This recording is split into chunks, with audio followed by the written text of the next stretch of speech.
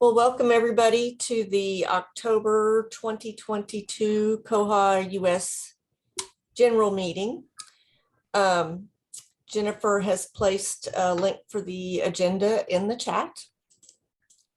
Let's see, and I need to look at it. Let's see what comes first.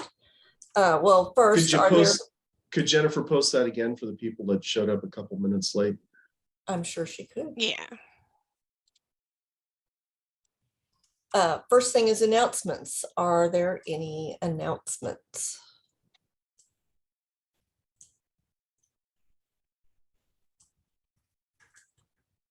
Okay. Under new business, wanted to update everyone. We had a bylaws amendment vote back before the conference, and it was to make development proposals limited to koha-US members. So in order to submit one, you need to be a member of koha-US, and that passed unanimously. So we either are going to update our bylaws, or they may have already been updated with that. So just wanted you to know, and I don't remember the number of votes because that was before the conference, and I'd have to go back and find what that was, but it was unanimous. Any questions on that? All right. So next is conference recap. So we had a conference. We survived the conference. I think it was a great conference. I'd like to hear from others. If you go to the koha-US website, you can see links to all the presentations and the recordings and the PowerPoints and all of the stuff. And Jason did a fabulous job in organizing it in a really user-friendly way. So all that information is there. I know I'm going to have to go back and rewatch several presentations, so be sure to check that out. Also, the survey is still open, so we'd love to have you fill it out if you haven't already. Would you be able to find that survey link, Jennifer, maybe, and put it in the chat? I'll take a look. Yeah, I think there's been. I just posted it. Okay, fabulous. Because I happen to have SurveyMonkey open. I think we've had 127 responses so far. Just be sure and fill that out, because it helps us know what went well, what didn't go well, what you liked, didn't like, what changes we could make for an upcoming conference, all of those things, because we always want to know, how we can do a better job. George, that link that you sent didn't give us anything useful. It just asking if you want to create your own survey. I just clicked the link and they met the evaluation. Try again. We'll let him work on that. And I think, John, you said that in-person attendees, we had 60-ish or something. 60-ish or so, or 60-ish or so. We had 102 total on-site registrants. We had 45 not come. And so when you consider actual in-person attendance, we were about the same number we've had pretty consistently, with the notable exception of last year, which was an outlier, since about 2017. And I know we had a lot of people that had registered to come from countries such as Pakistan, Nigeria. I'm not sure, I can't think of everybody, but I know a lot of people had difficulties in obtaining their visas because their appointments for interviews were so far out that they just couldn't make it. So they wanted to come, but just couldn't make it. But I think attendance was good. I was really pleased with the conference, both conference locations. I thought Maselli's was excellent, wonderful place to meet. And then I loved Lawrence Public Library as well, but I'd love to hear anybody's comments, questions, anything they want to talk about regarding the recent conference. I can answer one question about the survey. The survey in SurveyMonkey, it's set to not let people take to do the evaluation twice. So that's why some of you are seeing a different screen, is because it's not going to let you log in and take the survey over again, so we don't get ballot stuffing. And then I'm also going to post a link here. This should, it's working fine for me. Yesterday it didn't work for Christopher. This is the link to the results page of the survey. Working now. It's good. It's working now. Yeah, I think there was something going. I think there was some kind of hiccup with SurveyMonkey yesterday when we were trying to look at that. So yeah, I mean, we've had a lot of good comments about things people liked and didn't like. So good stuff to look through. I'll say, this is Ray here. One Hi, thing Ray. I really enjoyed. Hi everybody. It's like I haven't seen you in a couple weeks. One thing I really enjoyed was a small, more kind of intimate space, which was cool. But I really, the round tables, like, I know it's a little thing, but it kind of forces you to, not, well, for some people forces, but for others, it's a great way to like kind of meet and interact with people, especially if we're new to the community. So less like ALA, like movie theater rows with connected chairs that don't move, which is really annoying, and more like round tables, is my opinion. Little thing.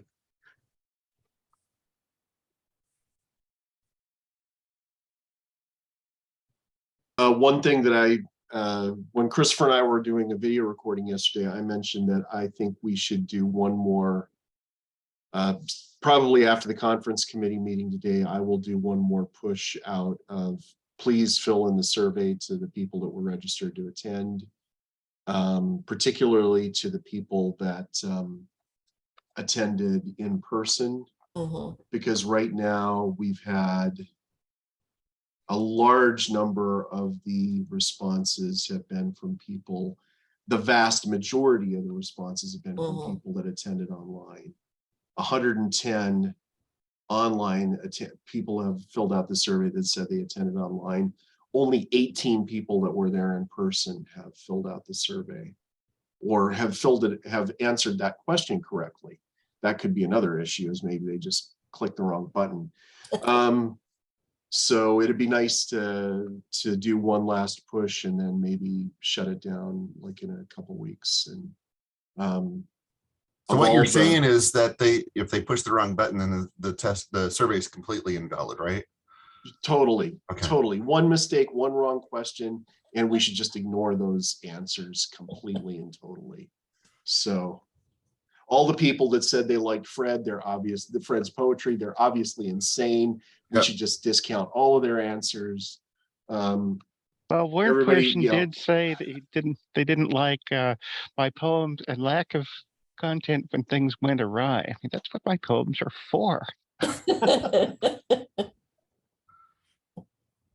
They're for putting things awry, is what I just heard. So go back and listen to the recording. I think I said something else.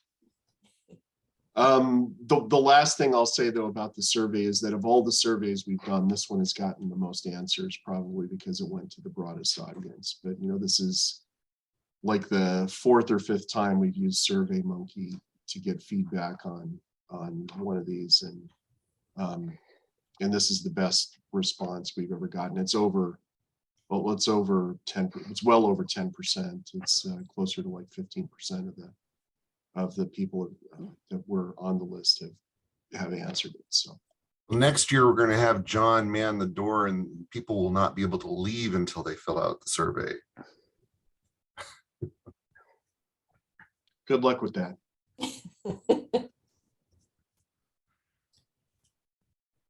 So any other things about the conference that you liked, didn't like, think we should do different?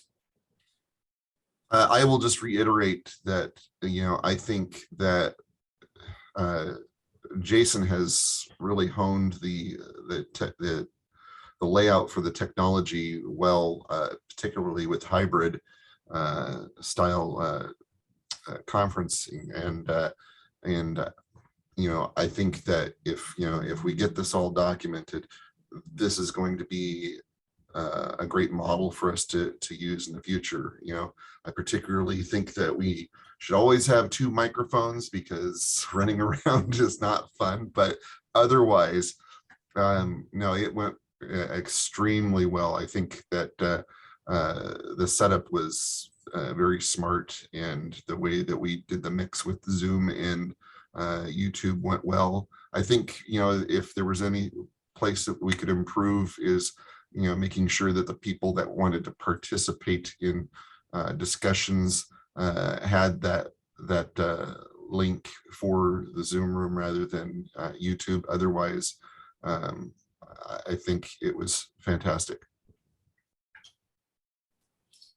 I think too that this being a Koha-Con conference made it, a little bit different than probably what our upcoming conferences will be. We did only have the 1 track, and I would expect that perhaps if we have enough presenters and things in future conferences, we probably would move back maybe to a 2 track if we can, to give people options of different things. I mean, I don't know, but that was a little different than a few of the recent conferences where we had 2 things going on at once. There was actually a comment in the survey where somebody said they prefer a 2-track conference, but since this was Koha-Con International, Koha-Con is always 1 track. So that's something to consider next year when we're not Koha-Con. One thing, and I don't know if this is normal or not. One thing that threw me off a little bit was watching the recorded presentations while I was live in person. I kind of get it, but it was a little odd, mostly not so much the watching part, but because the interaction part didn't really exist for a lot of them. So I don't know what the solution is there. These are weird times, but just throwing that out there that it caught me off guard. So, yeah, and I'll say that execution was a little clunky on that. Also, in the past, when we've had pre-recorded presentations, we would invite the presenters to log into the Zoom and answer questions after the recording had played. And I think that part got missed for some of our presenters. Some of our presenters switched to pre-recording at the last minute because they couldn't get their visas. So there was a little bit of disorganization in that regard. Yeah, the recordings were mostly a backup option. I mean, it was given as an option, but it was more for backup, especially international. I think going forward, and this is something that we can discuss in future conference meetings, is that the hybrid, I think we should probably hang on to it. I was kind of against the whole hybrid thing because I love being there with everybody, and I want to encourage everybody to show up. I mean, the interaction is a huge part of it, but I understand the need and the desire for hybrid for those that can't actually go, whether it's finances or the organization that they're under that's not letting them go. But as far as the presentations go, I think we should really push to have those done in person. I think the in-person presentations are more dynamic and effective than the recordings, because I mean, if recordings are an option, what happens if the entire conference everybody opts to do a recording? then we're all traveling to one place to watch a bunch of recordings, and that's not the point of the conference. And so I think that it would be good to, steer those presentations to live as much as possible. And I do understand, there are going to be, those cases where somebody misses a flight, or it just, had an emergency come up. And, if we have that backup option, that's great. But having those live presentations, you could feel the difference in the energy of the room when somebody was up front versus, we're just watching a screen and listening. Particularly, I don't know, particularly when we're watching slides and there is no presentation going on. Having my library paved for me to go like 1,000 miles to watch YouTube videos doesn't sound half bad to me. I mean, I think I agree about like the power of like in-person sessions. I would say that like having the recordings later is super good. I mean, we sent Ray from Montgomery County here in Maryland, and we paid to fly him to Kansas, right? And so like you can't do that for too many people. I'm really glad we sent him. It seemed like a great conference. I watched the videos, but I was able to send those videos to our entire organization and be like, hey, y'all, like watch these sessions. Like you can get contact hours. It'll be great. And so I think like whether or not it's truly hybrid, I love that there's the option of people viewing all that afterwards, and sort of like quasi attending and at least getting the content in addition to the true in-person that's like more dynamic, like you said. By the way, as a Montgomery County resident and taxpayer, I'm glad you sent them.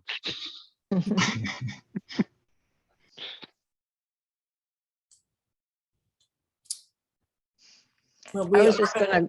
Oh, go ahead. I was just gonna comment. I know in years past, at the koha-US conferences, we had more, like on the last 2 days, more kind of training, hands-on kinds of stuff with. This is how you set up a sandbox, or this is how you do SQL or jQuery and stuff like that. And that seemed kind of missing this time, maybe because it was international, but I'd like to see that back again. I kind of felt like that was missing because we crammed a lot, because usually we get a lot more stuff done in 2 days because we do 2 tracks. Yeah. I think that was a big difference too. I think there's a lot to iron out and figure out, especially going from this conference back to our national conference, because 2 different creatures altogether. But we are also working to upswing everything from COVID and bring attendance back, and so it's still a little bit different because everything was so different prior to 2020, and so we're working those nuances out again. But there's the question of how do we treat those last 2 days. Personally, I liked having more content throughout the conference rather than having the last 2 days kind of languish. If we those 2 days, particularly if we're going to have those hands-on workshops, we need to have a dual track for something like that, because we need to be able to make it something for everybody, not just a special group of people that want to do something particular. If we do a dual track, that may be the way to go. But otherwise, I liked having those presentations spread throughout the conference. I felt like we weren't like just a meager bunch at the end. We held on to a good crowd throughout the conference this year, which was really nice. Also, I agree. Some of the comments were that the day was maybe a little too long, which I think is, a good point. And that, it's hard to sit there and watch, even though we had some breaks, that it was kind of hard to sit there and watch presentation, and so I think, wanting to have a little more, breaks in different areas where maybe it breaks up into a working thing as opposed to a presentation, something like that. We are going to be having our conference meeting after this, so we'll be talking, the committee will be talking more details about that. I guess is one last thing to say about the comments about the conference. Several people have sent notes to my boss saying how Mike at NEKLS saying thank you for hosting the conference. It was really awesome. If more people would do that, and be sure to mention the contribution of Robin and George, that would look great for my evaluation coming up in December. What's his email address? Is it mike@nekls.org?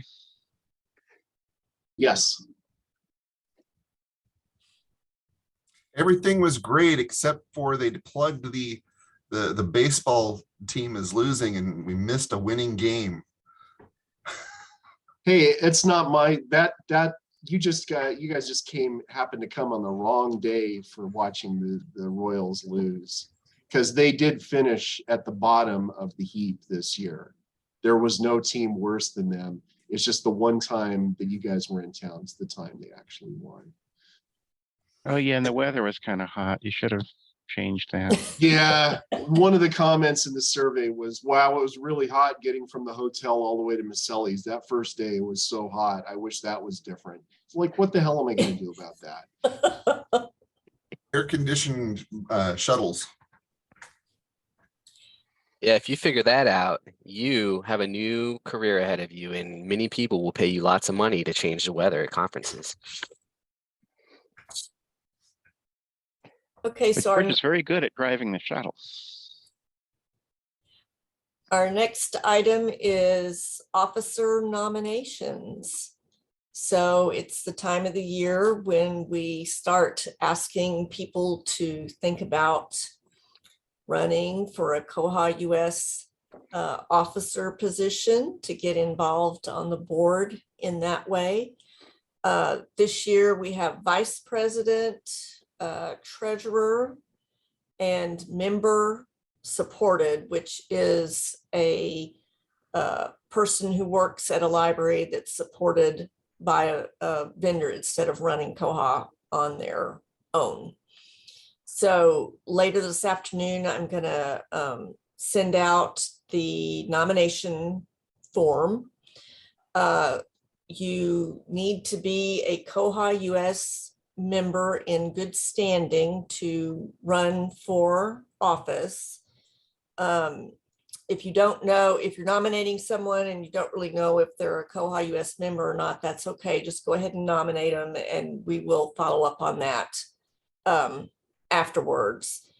But it's been great serving on the board.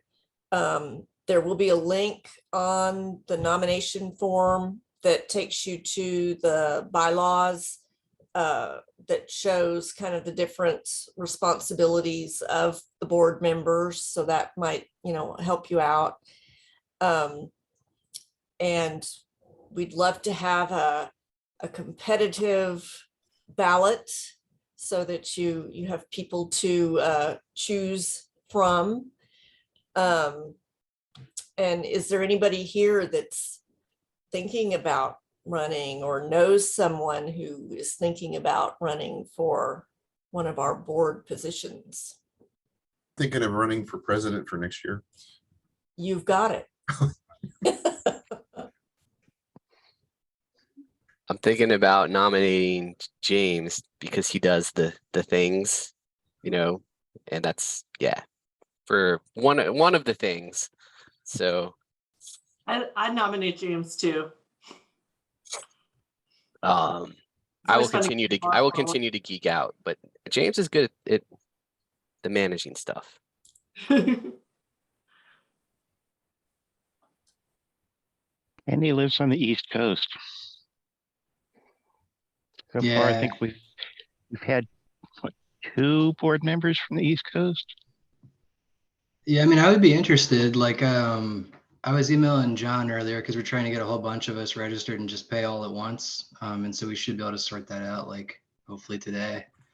You know, I've been getting a lot of calls from other East Coast library systems that are considering Koha with Bywater or otherwise. And so it seems like a really exciting time where a lot more attention is being seen. I don't think I can disclose any of them yet because it's like part of the process or whatever, but there's some fairly large public library entities that look like they're going to make the switch and join us. So it's an exciting time. Fingers crossed that all kind of keeps blowing the same direction, you know, and then we can pull them in too. I may regret saying this, but if you have any hear from any small libraries that are thinking about going it on their own, you can send them to me. For sure. One thing I would say is, you know, I know that you guys were thinking about trying to host the conference next year. That's the best way to you know, get lots of people registered in your area that want the conference there so they can all vote on that location. That's a great strategy. And it's an even greater strategy if you're like vice president, you know.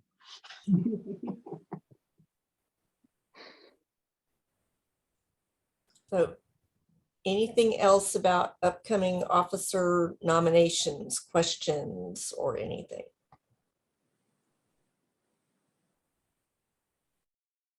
Okay, well, I'll be sending out the nomination form later this afternoon. And I think we're gonna have that open through November 1st, I think is what we said. Do you recall, Christopher, or anyone else on the board? I think that's what we said. No, I was expecting you to remember. I remember nothing. I think it was, There's something else happening on the 1st. I think it's the proposal for the next conference. So I think we wanted to cut the one off before the other went out. I have to think, I'll have to look back. And the next thing on the agenda is the koha-US 2023 site location proposals. And so we'll be talking probably a little bit more about that in the conference meeting, but as a koha-US member, you have the opportunity to put your organization forward to host a koha-US conference. And so we just had a conference and we turn right around and we start asking for conference location proposals for the next conference. So that is upcoming. And there have been some people that have had some inquiries about that. So does anyone have questions, comments about the site location proposals, what's involved, or just anything? I mean, I have no idea what's involved, so I guess I have all the questions. I just have a comment. Isn't this process sort of like pushing a huge rock up the hill, and then during the night it rolls back down and you have to push it up again?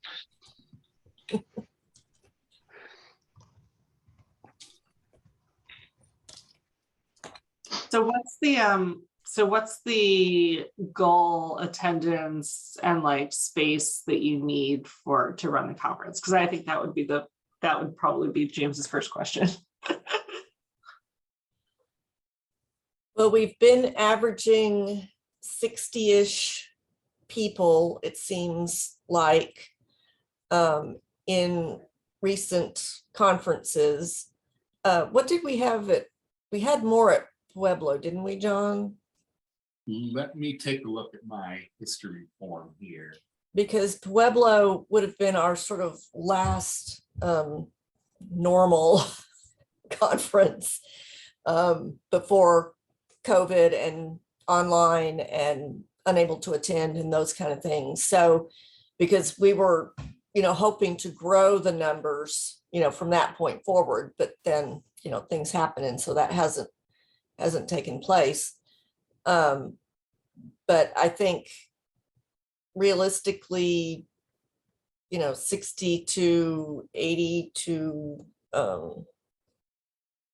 Probably space up to 100. yeah, Because that's what we always aim for, even though we only get to about 60% of that. We've been keeping statistics on our conferences since we became a formal organization. We had 55 in Idaho. 2018, we did not keep statistics because we glommed our conference onto KohaCon, as opposed to this year where KohaCon glommed onto us. We had 66 in Pueblo. We had no physical conference in 2020, 50 in 2021, with a very big asterisk that about 60% of those were local to the Dallas metropolitan area. And I will very loosely define that because that's a very big area. Most of our attendees came from Texas. And now, of course, this year, the final in-person attendance number was 57, but we did ultimately have 102 registered. And as Barbara noted, we had a lot of international attendees that ran into issues coming because of the requirements that their governments or our government made. And so 102 signed up, but 57 actually crossed through the threshold at Maselli's and Lawrence Public. There were several people I talked to internationally that their appointment to get a visa to come to the conference isn't scheduled till December. So they actually couldn't get an appointment to come to the conference until after the conference ended. yeah. Hey, John, do you happen to know kind of the breakout between like the vendor type and the library type? Is it like No. 50-50, 20-80, something like that? We usually don't get very many vendors attending. In fact, this was the first year that we actually went the way of vendors because it was the international conference. We may have, Bywater will always send several people, Okay. excluding the case of Bywater. Maybe we have a vendor come for half a day or a full day. And usually that's because they've sponsored something like a lunch. Other than that, we generally do not have a separate vendor area, although it would be interesting to put the feelers out for that again next year. We've always had at least one interested vendor saying we want to come to the conference, but we personally, as somebody that's been on the conference committee for as long as I have, we've never thought that any vendor would think it would be worth their while to come to a conference that's only attended by 50 people. And that's why we've done well, instead of coming and setting up a booth, because we really have never had appropriate space for booths, would you consider sponsoring a lunch and giving a presentation during that instead? And that's where a lot of our vendor involvement has been. So we really have not historically had too much. This was the first year that we've had more than just one vendor say, hey, I'd like to come and schlep my wares around and make a donation to be able to do so. Okay, so my first KohaCon was truly like the anomaly. Okay, got it. For our conferences, since we've been organized officially, yes. I bet there would be more vendors interested moving forward because I've been having every conversation I have with a vendor recently, it's all about APIs and connecting into Koha. And they're all like, oh, can you get us in with Bywater? Ooh, can you get us to, in with the people who will make this work? So like, I think they're starting to see the teeth and like that they need to get in with it and get their developers working on stuff with us. So I think there might be more interest coming out. I just want to note back on the space considerations. If we're going to do 2 tracks, that duplicates the need for technology. Like we're going to have sound, video, audio in both tracks. And there was something, bandwidth. We even had bandwidth issues at Lawrence Public driving the stream because it died at one point. So making sure that you have enough speed to keep up 2 simultaneous streams going, which I'm sure you guys are large enough. That's not a problem. Here in Kansas, I live in rural Kansas, so we still have some of that digital divide going on. And as far as space too, generally there's, like space to hold all the attendees, but I think the form also asks about, do you have like space for breakout rooms? so that people could go off and have, you know, something else they're working on. I'm trying to think about other kitchen facilities. John could go on and on about the necessary things that he would like for kitchen facilities. That's what comes to mind. And like Barbara said, a lot of that stuff is in the form when you submit your proposal. So it'll get you thinking about that kind of stuff. And I think on, let me see.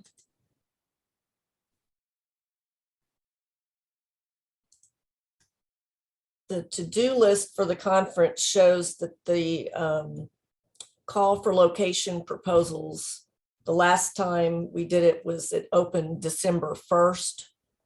So I assume we'll probably be following the same kind of schedule. I have a question about like what hosting it entails. So like, what is it that we're agreeing to do as like a library system? Like if we say we're going to host it and that's what ends up happening, like what is there like some place that it's delineated like what we do versus like koha-US, just to have like a full understanding of it? That would be awesome if we had something like that. That would be. Anybody want to make one? That sounds like a good idea. One thing that generally has fallen to the hosting organization is to come up with the keynote speaker. Just by, I don't know if that's just historically how it's kind of happened. I think it's just kind of happened that way. I don't think that we've put that on the host. I don't expect. It's kind of good to have that happen if you, especially if you want the keynote to be in person. That didn't happen in Pueblo, where I got Joanne Ransom to agree to do the virtual keynote from New Zealand, because I arranged that from Kansas, not from Pueblo. But I think if you want to have a keynote, I would prefer to have a keynote in person, and I think actually that's a lot easier when you rely on the local library to find somebody to talk. And so far, we haven't really paid for a keynote. We've always sought out, you know, someone that's willing to go ahead and speak without any kind of compensation. Not saying that couldn't happen, but that's historically what it's been. And I would say other stuff that falls to the hosting institution is like all the local stuff, like setting up hotel blocks, explaining transportation, all the local arrangement restaurants, that sort of stuff. And then the committee kind of works on the other part of it, the stuff that we can do from a distance, if that makes sense. This year, I had nothing to do with choosing presentations. I just focused on, you know, first it was getting Lawrence Public Library arranged, and then it was getting the Sellies arranged too, because we thought we might go over the capacity at Lawrence Public. Robin, my coworker here, arranged the hotels. She arranged the baseball game. I did a lot to get local information, like that magazine that was in everybody's bag about Explore Lawrence. I helped people arrange rides from the airport to Lawrence. I arranged rides for about, I think it was 8 people that we did a thing beforehand. That actually puts you guys in a better position because you're not 45 minutes away from the airport, unless traffic's really bad, I suppose. But depending on the airport and like where Traffic we is would always be bad. hosting, you know, there's like metro options though, because we had some folks come visit us from another library system and they didn't even rent a car. They just flew into Reagan and took like the metro up to Rockville. So if we think about that kind of thing too, we could give people options.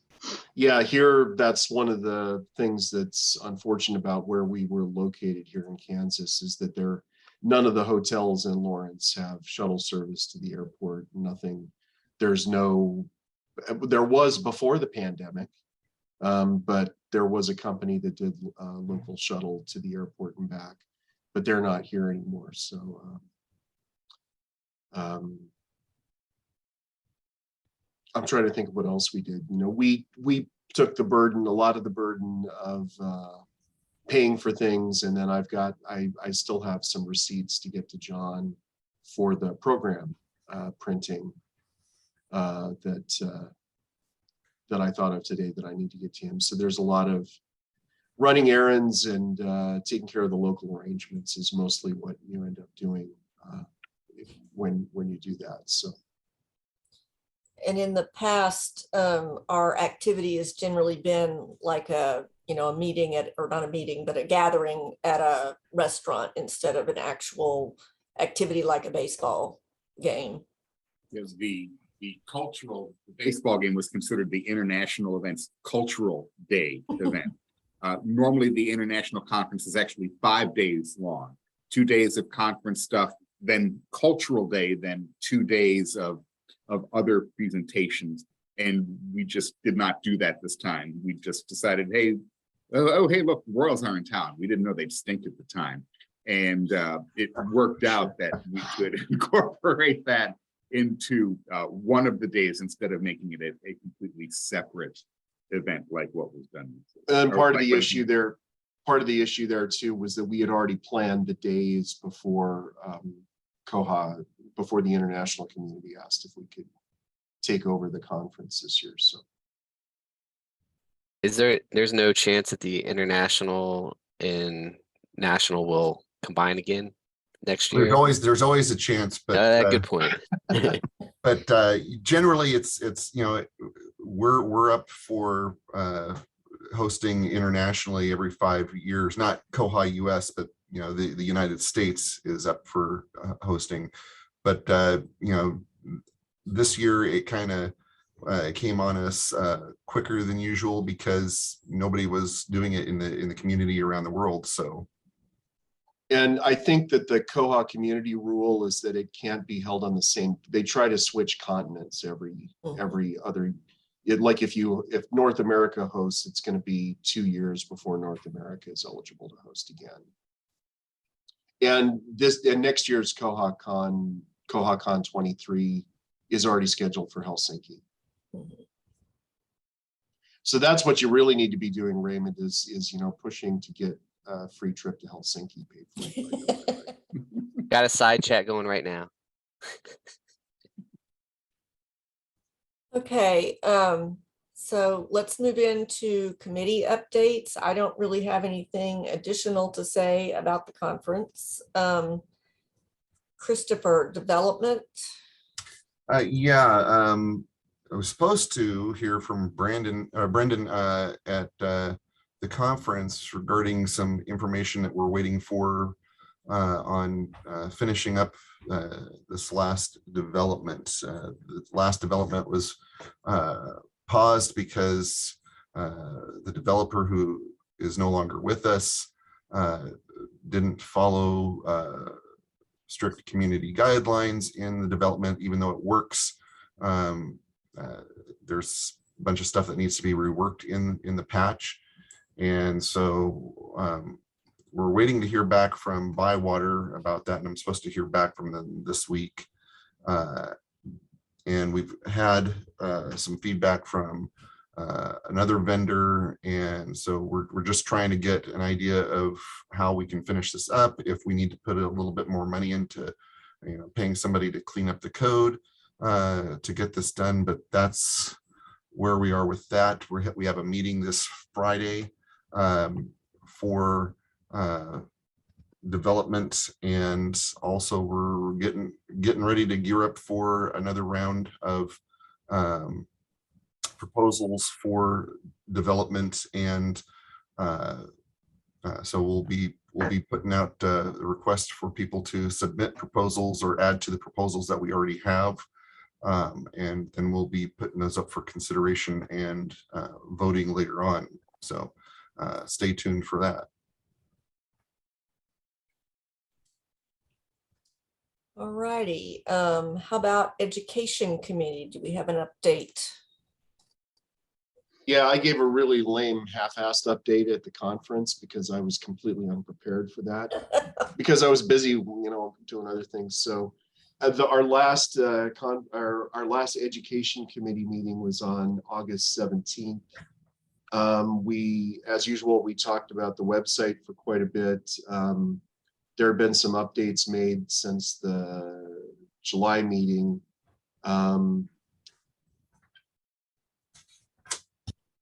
There had been some changes made to the about page. There had been some changes made to the mailing list page.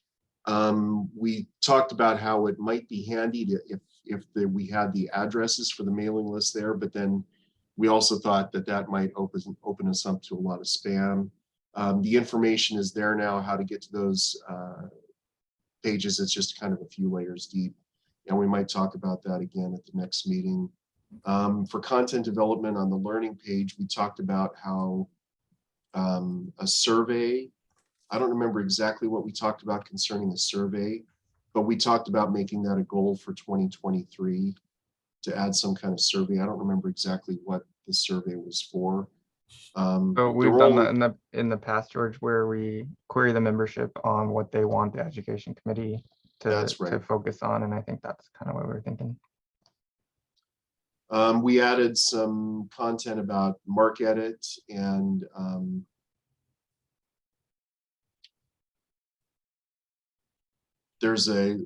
we talked about adding an other software, add other software not listed. This was a task that I guess was assigned to Christopher, but he hadn't taken care of it yet. So hopefully he'll be at the next education committee meeting, which is on October 19th. I'll send out a reminder for that today.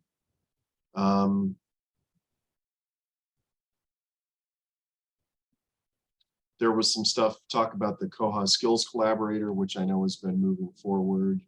I saw the email about that sometime last week or so. We talked about, we've talked for quite a while about doing a video or a webinar about GitHub, and Bywater's agreed to do that, but we're not sure what the goals all are for it.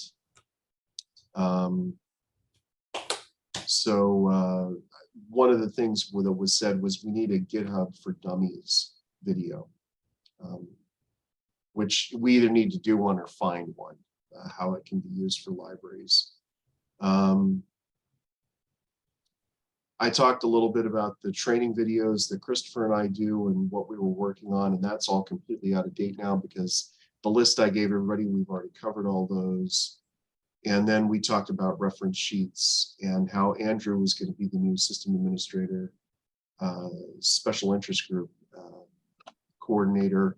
And I went to the special interest group yesterday, and it was awesome. So it's a really productive meeting, really useful. So, and like I said, our next meeting is October 19th, which is a week from yesterday. So everybody come and give us, your ideas on what we can do to add content, educational content to the koha-US website. Any questions? I will add that the skill collaborators page, the list is down for some reason. Something's going on with one of the plugins, so I will work on that when I'm done with meetings. Cool. All right. Thank you, George. A finance report from John. There's a link to the current month's Finance Committee report in the agenda. We're at 44 members in good standing as of the end of last month. And as James alluded to, we'll have some people from Montgomery County Public Library joining us before the end of this year. We remain financially viable, though a good chunk of the money you see here in the bank statements and the PayPal balance is reflective of the donations we've received in support of the conference, but for expenses that have not yet been paid. We've got the biggest bill outstanding, which is the Maselli's catering bill. George forwarded that to me yesterday, so that will take the balance down considerably. And there are a few other outstanding things that I still need to take care of, like the mailing of the certificates and the purchasing of the supplies associated with that. So our November report will be much more reflective of where we actually are financially, instead of all of the extra fluidity that hosting the conference and coordinating the donations for that will get us. We did receive our second quarter Amazon Smile donation. It totaled $42.77, just giving us a year to date of about $151 and a lifetime of about $1,900. Do note that this is the time of year where the Finance Committee's attention turns over to membership. Membership is not a separately administered entity at this point. Rather, it's always fallen on the treasurer and the financial manager. And so we will be making the transition over to 2023 membership. That's going to be happening very soon, with the goal of opening up 2023 membership officially by the time we have our December general meeting, utilizing a new form that Christopher Brannon has been instrumental in setting up, which will migrate our membership mostly out of Google, the organization's Google instance, and into something that we hope will be a little bit more easy to maintain than what is currently in place. So stay tuned. November will be kind of quiet on that front, but we should have a lot to say about membership in December. That's it from the Finance Committee. Are there any questions?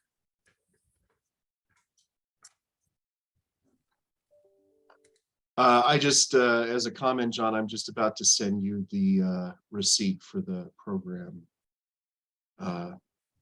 As great a job as you do at the Finance Committee report, I took the time you were explaining everything to walk out and scan that, because I don't understand half what I'm saying myself. Well, thank you, John. And of course, we have a fundraising committee, sort of, but we don't have a chair or anybody on the committee. So if you're interested in being on the fundraising committee, that would be a great way to volunteer for koha-US.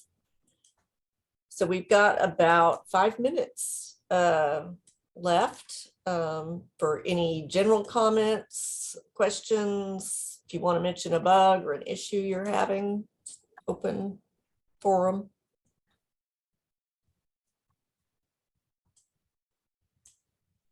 I had a question. I was curious, like, what it would take for us to found some sort of like regional user group for the East Coast, because it looks like there's 3 right now on the website, which is like Kansas, Texas, and the Mountain West. So I don't know if like, is that just the thing we just kind of do and then we have you put it there, or is there any sort of like, I don't know, process for that? What we facilitated for Texas and for the Intermountain West was we're using our Google Suite to manage their mailing list. And we've been putting we've got their spot on the website, and that's kind of what we've been doing to help facilitate those. So so like if we were trying to create one, would we do it like, I guess, which direction? So would we go ahead and do that so it like says it's a thing and we have a listserv and then talk people into joining? Or should we like, is that backwards? Do you know what I mean? Like I think that would be one way of doing it. That might be the easiest way of doing it, because then instead of getting everybody together and saying, okay, now we got to do this next step, you can just say, hey, we've created a mailing list, and yeah, okay. And that might be yeah, we should do that, because then when I reach out to like, you know, like I was going to call somebody over at Arlington in Virginia because they have Koha, and just be like, hey, you should have more people join koha-US or whatever. And then when I say that, I could be like, and this regional user group that'll secretly just be us for now. It's like you know, like 4 people or something. But yeah, that would be cool. You also have the Tacoma Park Library. Yeah, because they're on Koha. Yep. And Towson. I'm not sure what in Towson. And me, but really, really teeny library.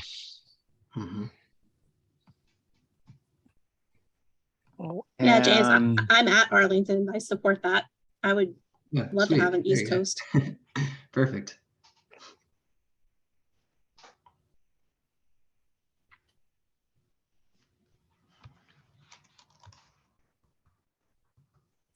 Anything else?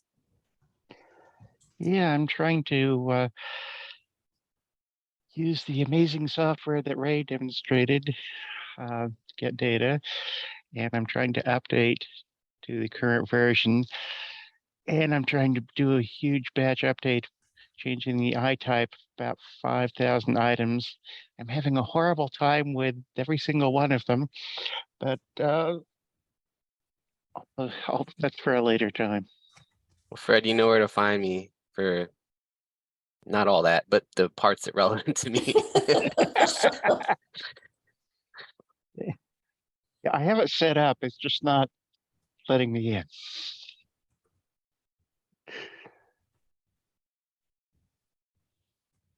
Yeah, email me. We'll chat more.